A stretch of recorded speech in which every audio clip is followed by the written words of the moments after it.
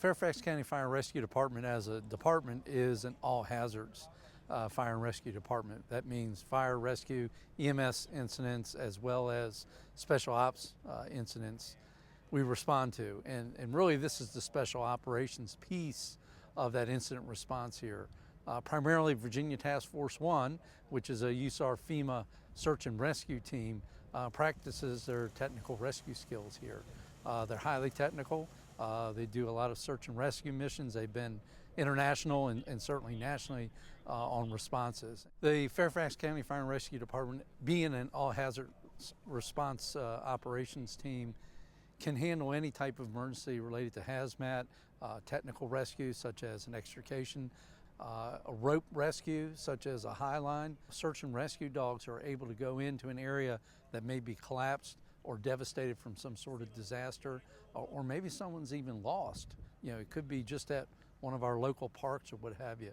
But they're trained to sniff out an individual, and they're trained to do that search and then ultimately try to pinpoint where an individual or individuals may be. This is our second media outlet day really that we have provided here in Fairfax County. We want to make sure that our media outlets are partners of ours, and that we have built and are building some solid relationships so that when there are any types of emergencies, we're able to provide the media the necessary insight and the necessary ability to be able to get firsthand knowledge to help get the message to the public what's going on.